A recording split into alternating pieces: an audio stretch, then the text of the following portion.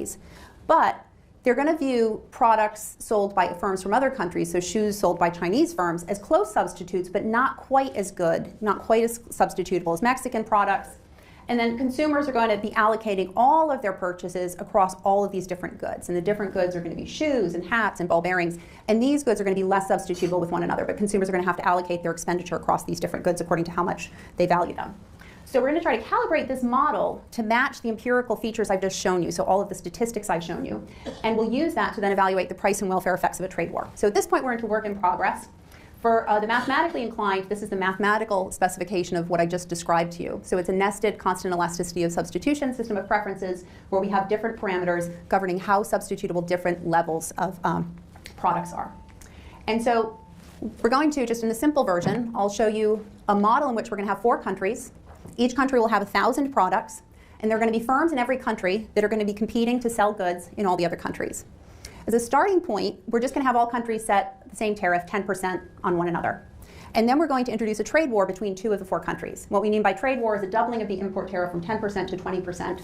And we're going to go through, and I'm going to show you different scenarios of what the consequences of trade war are going to be. And so this is just to illustrate, I pointed out already that some of the trade literature has said, well, if we have models that are either perfectly competitive or monopolistically competitive, the welfare costs and welfare gains from trade are small, which also implies that the costs of trade war are pretty small. So the 2 models of monopolistic competition in blue are going to be illustrating, how big the gains are when we have firms behaving more atomistically. And then the 2 highlighted in red are going to be what happens when we introduce this oligopolistic structure. And sort of the model we're sort of favoring is this 4th one. Firms can enter and exit in response to tariffs, and they compete oligopolistically. And so the first point, is this graph shows you on the vertical axis the percentage change in the aggregate price index in a country subject to the trade war. And this is relative to no trade war. And so across the x-axis, the numbers from 3 to 6 indicate how substitutable Mexican varieties are from Chinese varieties. And so the number of 3 suggests they're not very substitutable. 6 says they're much more substitutable. And so the first observation is that when we have a trade war with oligopolistic competition, firms are setting, when you have a tariff, this is going to lead domestic firms to set higher prices and higher price cost markups. And so there's going to be a bigger increase in prices with oligopoly.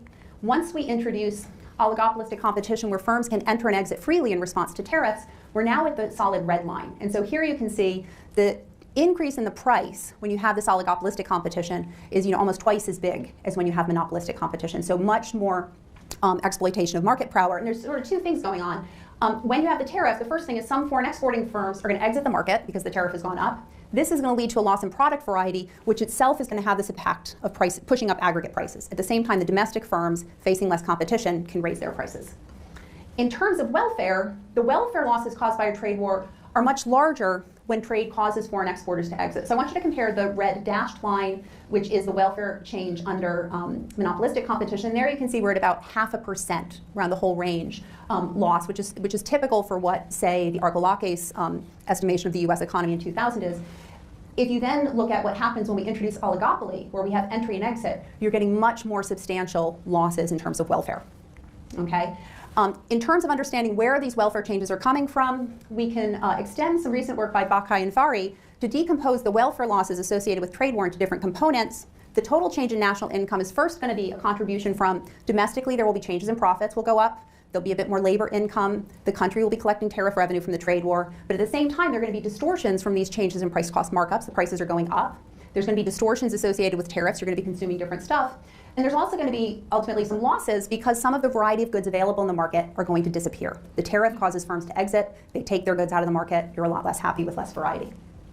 And so here, this is just giving you a brief graphic to show the consequences for the 2 trade war economies. The gray is the first gray bar is showing you how much welfare declines for one parameterization of the model where the firms exit. If we didn't allow foreign firms to exit, we forced them to stay in the market, the welfare loss would be much smaller. Now, we can look at the difference between these changes. The big loss is coming from the loss of variety effect.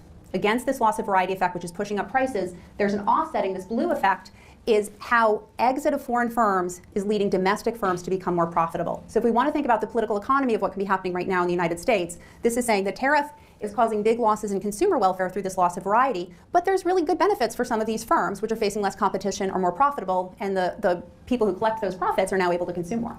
In the neutral economies, the spillover effect here on welfare is positive. Because as firms get knocked out of the US market and the Chinese market by high tariffs, those same firms that no longer want to sell in those two countries are now selling more varieties into the other economies in the world. And so this is just having a big improvement in the variety effect. Okay, and so to summarize, what I've tried to persuade you of in these last sort of 15, 20 minutes is that the entry and exit of relatively large firms from low and middle income countries and strategic pricing are actually very important elements in the analysis of trade policy changes under trade agreements and under trade wars. And when we look at data from 11 low and middle income countries, we document these highly concentrated origin destination product markets. And we document that there are differences in how firms respond to tariff changes affecting their own national merchandise versus their competitors. We take this as evidence that there's strategic oligopolistic behavior on the part of foreign exporters, as well as with domestic firms.